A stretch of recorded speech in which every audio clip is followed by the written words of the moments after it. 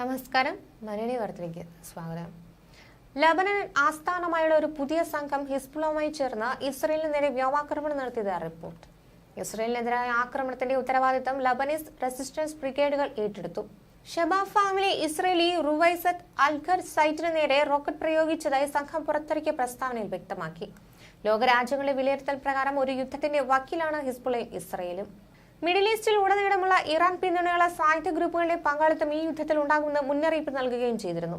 ഈ മുന്നറിയിപ്പിനോട് ചേർത്ത് വയ്ക്കേണ്ടി വരുന്ന ആക്രമണമാണ് ലബനീസ് റെസിസ്റ്റൻസ് ബ്രിഗേഡുകൾ നടത്തിയത്. ഇസ്രയേലും ഹമാസും ഗാസയിൽ വെടിനിർത്തൽ കരാറിൽ ഏർപ്പെടുന്നതിൽ പരാജയപ്പെട്ടാൽ അടുത്ത ഏതാനും ആഴ്ചകൾക്കുള്ളിൽ ഇസ്രയേലും ഹിസ്ബുള്ളയും തമ്മിൽ ഏറ്റവും വലിയ ഒരു ഏറ്റുമുട്ടലുണ്ടാകാൻ സാധ്യതയുണ്ടെന്ന് US രഹസ്യാന്വേഷണ വിഭാഗം മുന്നറിയിപ്പ് നൽകിയിരുന്നു. ഇസ്രയേലും ഹിസ്ബുള്ളയും തമ്മിലുള്ള ഒരു സമ്പൂർണ്ണ യുദ്ധമുണ്ടായാൽ ഇറാനും അമേരിക്കയും അതിലേക്ക് വലിച്ചിടപ്പെടാനുള്ള സാധ്യതയും ഏറെയാണ്. ഒരു യുദ്ധം എന്നത് നിലവിൽ ഇസ്രയേലിനോ ലബനനോ ഒട്ടും ഗുണം ചെയ്യില്ലെന്ന വിലയിരുത്തലാണ് പൊതുവെയുള്ളത്. ഇരു വിഭാഗങ്ങളും ശക്തരായതുകൊണ്ട് തന്നെ യുദ്ധമുണ്ടാക്കുന്ന പ്രത്യാഘാതങ്ങൾ വളരെ വലുതായിരിക്കും. ഒരുപക്ഷെ മേഖലയിൽ ആകെ വലിയ നാശം വിതയ്ക്കാൻ സാധ്യതയുള്ള ഒന്നായി ഇത് മാറും. ഇപ്പോൾ തന്നെ ഇസ്രയേലിന്റെ വടക്കൻ അതിർത്തിയിൽ നിന്ന് 53,000-ഓളം ഇസ്രയേലികളും ലബനന്റെ തെക്കൻ അതിർത്തിയിൽ നിന്ന് 1,00,000-അടുത്തുള്ള ലബനീസ് പൗരന്മാരും കുടിയിറക്കപ്പെട്ടിട്ടുണ്ട്. ഇസ്രയേലും ഹിസ്ബുള്ളയുമായി സംഘർഷം ഉണ്ടാകാറുണ്ടെങ്കിലും ജൂണിലായിരുന്നു അത് വീണ്ടും ഒരു തലത്തിലേക്ക് മാറിയത്. ഹിസ്ബുള്ളയുടെയും ഇസ്രയേലിന്റെ ഭാഗത്തു നിന്നുള്ള റോക്കറ്റ് ആക്രമണങ്ങളുടെ എണ്ണവും വ്യാപ്തിയും ഈ ജൂണിൽ തന്നെ വലിയ തോതിൽ വർദ്ധിച്ചു.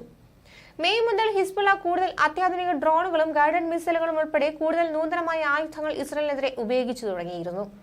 ഇക്കഴിഞ്ഞ മാസം 12 ഇസ്രയേൽ നടത്തിയ ആക്രമണത്തിൽ ഹിസ്ബുള്ളയുടെ മുതിർന്ന കമാൻഡർ താലിബ് സമി അബ്ദുള്ളയെ കൊലപ്പെടുത്തിയതോടെ സംഘർഷം കൂടുതൽ രൂക്ഷമാവുകയായിരുന്നു. ഇക്കഴിഞ്ഞ മാസങ്ങളിലൊന്നും കാണാത്ത തരത്തിൽ കൂടുതൽ റോക്കറ്റുകളും മിസൈൽ ബാരേജുകളും ഉപയോഗിച്ച് തിരിച്ചടിച്ചു.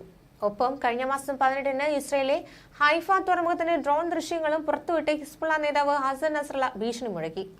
ഇതുകൂടെ ആയതുകൂടെ സമീപകാലത്തൊന്നുമില്ലാത്ത തരത്തിൽ കാര്യങ്ങൾ ആളിക്കത്തുകയായിരുന്നു. തെക്കൻ ലബനിലെ ഹിസ്ബുള്ളയുടെ ശക്തി കേന്ദ്രങ്ങൾ, ആഴത്തിലുള്ള ബങ്കറുകൾ, തുരങ്കങ്ങൾ, ഭൂഗർഭ സംഭരണ ഡിപ്പോകൾ എന്നിവയാൽ സംരക്ഷിക്കപ്പെടുന്നുവെന്നാണ് നിരീക്ഷണം. ഹിസ്ബുള്ളയ്ക്ക് ദീർഘദൂര മിസൈലുകളുടെ വിപുലമായ ശേഖരമാണ് ഉള്ളത്. അത് ഇസ്രയേൽ ഏതാണ്ട് എവിടെയും ആക്രമിക്കാനും അടിസ്ഥാന സൗകര്യങ്ങളെ നശിപ്പിക്കാനും ജനവാസ കേന്ദ്രങ്ങളെ തകർക്കാനും പ്രതിരോധ കവചങ്ങളെ മറികടക്കാനും സാധിക്കുമെന്ന് കരുതുന്നവരുമുണ്ട്. 15 മുതൽ 20 കിലോമീറ്റർ പരിധിയിലുള്ള 40,000 ട്രാപ്പ് ടൈപ്പ് മിസൈലുകൾ ഹിസ്ബുള്ളയ്ക്ക് ഉണ്ട്.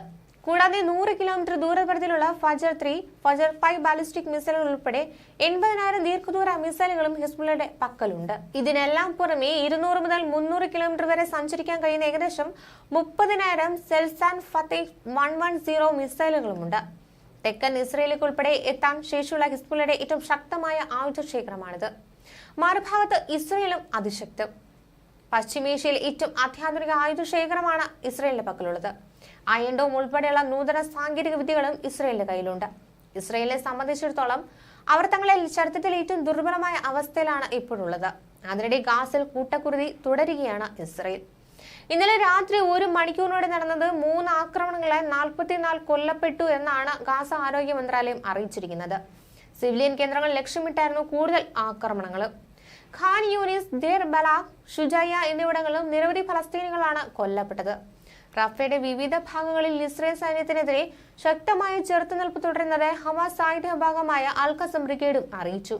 ലക്ഷക്കണക്കിന് ഫലസ്തീൻ അഭയാർത്ഥികൾക്ക് ഭക്ഷണവും കുടിവെള്ളവും ഉൾപ്പെടെ എത്തിക്കാൻ ഐക്യരാഷ്ട്രസഭയുടെ ഗാസയിലെ ആസ്ഥാനം ഉൾപ്പെടെ നിരവധി കേന്ദ്രങ്ങളാണ് ഇസ്രയേൽ ആക്രമണത്തിൽ തകർന്നത്. ന്യൂസ് ഡെസ്ക് മലയാളി വാർത്ത.